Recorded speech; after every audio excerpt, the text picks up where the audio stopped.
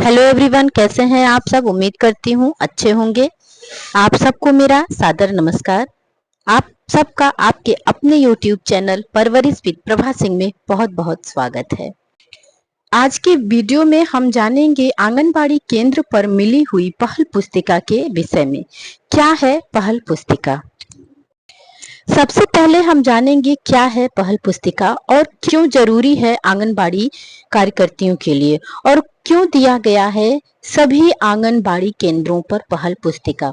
तो आइए देखते हैं। भाई और बहनों, आंगनबाड़ी केंद्रों पर 3 से 6 साल तक के बच्चों को सुचारू रूप से गुणवत्तापूर्ण व्यवस्थित शिक्षा देने के लिए पहल पुस्तिका का प्रयोग किया जाता है। पहल पुस्तिका का प्रयोग करके आंगनबाड़ी कार्यकर्ती आंगनबाड़ी केंद्रों पर प्रार्थना से लेकर गतिविधि, खेल, कहानी आदि के द्वारा बच्चों का सर्वांगीण विकास करती हैं। पहल पुस्तिका आंगनबाड़ी कार्यकर्ती के लिए एक दिशा निर्देशिका है। उसी के माध्यम से 3 से 6 साल के बच्चों को आंगनबाड़ी केंद्र पर गीत, कहानी, गतिविधि, खेल, मुक्त वार्तालाप आदि के माध्यम से बच्चों के सर्वांगीण विकास में सहयोग प्रदान करता है। बहनों, आप सबको पता है आंगनबाड़ी केंद्रों पर 6 प्रकार की सेवाएं दी जाती है। आइए नजर डालते हैं एक बार कौन सी हैं ये 6 सेवाएं। पूरक पोषाहार, दूसरा पोषण एवं स्वास्थ्य परामर्श, तीसरा टीकाकरण, चौथा स्कूल पूर्व शिक्षा, पांचवा स्वास्थ्य जांच और छठा है संदर्भ सेवाएं। इन 6 सेवाओं में से स्कूल पूर्व शिक्षा के लिए पहल किताब का प्रयोग किया जाता है। पहल आंगनबाड़ी कार्यकर्ती ECC मैनुअल के पहले आंगनबाड़ी केंद्रों पर पहल किताब मिली थी। उसके पहले बहनों किलकारी मिली हुई थी बच्चों को पढ़ाने के लिए। ये सब किताबें आंगनबाड़ी केंद्रों पर बच्चों को शाला पूर्व शिक्षा देने में बहुत हेल्प करती थी। किताब में किस दिन किस समय कौन सी गतिविधि करानी है के विषय में बताया गया है। सभी लोगों के पास ये सब किताबें जरूर होंगी बहनों, ध्यान दीजिएगा। कहीं अगर इस समय आपने अपने टेबल पर नहीं रखा है तो इन सब किताबों को निकालकर अपने टेबल पर जरूर रखिए। और आपको बताते चलें कि NBT की 7 किताबें भी मिली हुई हैं। नेशनल बुक ट्रस्ट जिसे कहते हैं, नेशनल बुक ट्रस्ट की 7 किताबें भी मिली हुई हैं। इन किताबों पर भी ध्यान रखिएगा और उन किताबों से बच्चों को शाला पूर्व शिक्षा देने में मदद लीजिएगा। आगे बढ़ते हैं बहनों। सभी आंगनबाड़ी बहनों को गतिविधि कैलेंडर के अनुसार ही आंगनबाड़ी केंद्र में 5 चक्रों की गतिविधि करानी होती है। मुझे यह याद दिलाने की जरूरत नहीं है बहनों कि हमें अपने केंद्र पर प्रतिदिन कितने चक्र की गतिविधि करानी होती है। आप सबको पता ही है, आप लोग रोज करा रहे हैं तो आपको पता ही है कि एक दिन आंगनबाड़ी केंद्र पर कितने चक्र की गतिविधि कराई जाती है और कितने समय की कराई जाती है। तो दिन के 5 चक्रों की गतिविधि में किस चक्र में किस समय कितने समय तक कौन सी गतिविधि करानी है, यह सब कुछ हमें पहल ECCE मैनुअल में मिल जाता है। गतिविधि कैलेंडर के अनुसार गतिविधि करानी होती है क्योंकि 3 से 6 साल तक के बच्चे बहुत ही सरल और तेज नकलची प्रवृत्ति के होते हैं। इस समय इन बच्चों को जो भी चीजें बताई और सिखाई जाती हैं वह उनके मानस पटल पर जीवन भर के लिए अमिट छाप छोड़ती है। इसीलिए पहल पुस्तिका इन नन्हे बच्चों को पढ़ाने, खिलाने, उनके सर्वांगीण विकास के लिए आंगनबाड़ी कार्यकर्तियों के लिए एक तरह से पथ प्रदर्शिका का काम करती है। गतिविधि कैलेंडर में जो गतिविधि करनी है उसे पहल पुस्तिका के माध्यम से कराया जाता है। पहल पुस्तिका की विषय सूची पर डालते हैं एक नजर और जानते हैं यह पुस्तिका कैसे देखनी है।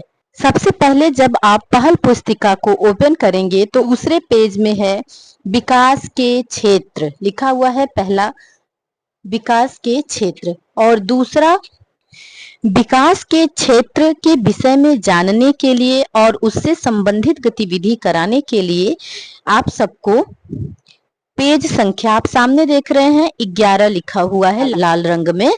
तो पेज संख्या 11 पर विकास के क्षेत्र से संबंधित बातें लिखी गई हैं। उसके बाद दूसरा है दैनिक दिनचर्या और वार्षिक गतिविधि कैलेंडर, पेज संख्या 14 पर। 2.1 दैनिक दिनचर्या, ये पेज संख्या 15 पर है।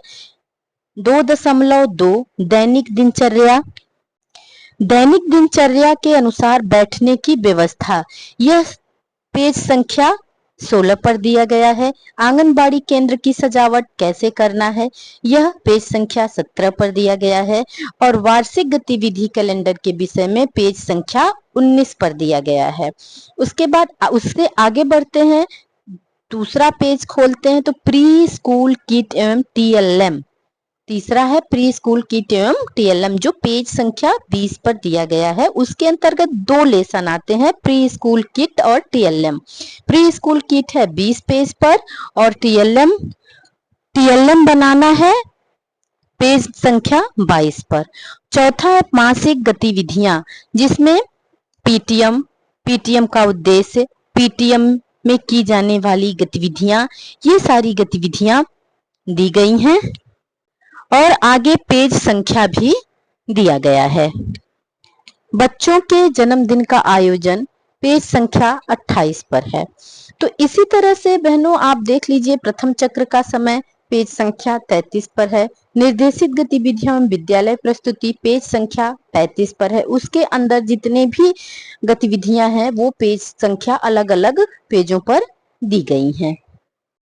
इस तरह से जितनी भी गतिविधियां करानी है उन सब को पहल पुस्तिका में दिया गया है, और कैसे करानी है उसके लिए उसके सामने पेज संख्या दिया गया है। आप जब भी पहल पुस्तिका को खोलेंगी उसके सामने आप जितनी भी आपको जो भी गतिविधियां करानी होगी उसके सामने पेज संख्या दिया है। पेज संख्या, आप उस पेज संख्या पर जाएंगे और उसी के अनुसार आपको अपने आंगनबाड़ी केंद्र पर बच्चों को शाला पूर्व शिक्षा देनी है। और लास्ट में देखिए 10वां है लैंगिक समानता, जो पेज संख्या 115 पर दिया गया है। 11वां है विशेष जरूरत वाले बच्चे, जो पेज संख्या 117 पर दिया गया है। और 12वां है बाल मूल्यांकन, जो पेज संख्या 119 पर दिया गया है। उम्मीद करती हूँ बहनों अब आपको पहल पुस्तिका क्या है और पहल आंगनबाड़ी केंद्रों पर आंगनबाड़ी कार्यकर्तियों के लिए क्यों जरूरी है, पहल पुस्तिका को देखने का तरीका भी समझ में आ गया होगा। भाई और बहनों, आंगनबाड़ी से संबंधित किसी भी तरह का समाचार जानने के लिए, जैसे मानदेय संबंधी या पोस्टर ट्रैकर से संबंधी, पोस्टर ट्रैकर में कैसे फीडिंग करनी है, बीएचएसएनडी से संबंधित, टीएचआर से संबंधित, या फिर आंगनबाड़ी केंद्रों पर कैसे रोज की गतिविधि करानी है, रोज की गतिविधि के विषय में 3 से 6 साल तक के बच्चों को कैसे शाला पूर्व शिक्षा देनी है, आंगनबाड़ी से संबंधित कोई भी समाचार जानने के लिए आपके अपने चैनल परवरिश विद प्रभा सिंह के साथ जुड़े रहिए। अगर आपने मेरे चैनल को सब्सक्राइब नहीं किया है तो मेरे चैनल को प्लीज सब्सक्राइब कर लीजिए। हमारी और आंगनबाड़ी बहनों को इसका फायदा हो सके, इसके लिए वीडियो को शेयर करना ना भूलिए। वीडियो कैसा लगा कमेंट द्वारा हमें जरूर बताइएगा। अच्छा लगा हो तो लाइक जरूर करिएगा। मिलते हैं अगले वीडियो में, तब तक खुश रहिए, स्वस्थ रहिए। बाबा बदेवरा नाथ की कृपा आप सब पर बनी रहे। नमस्कार भाई और बहनों।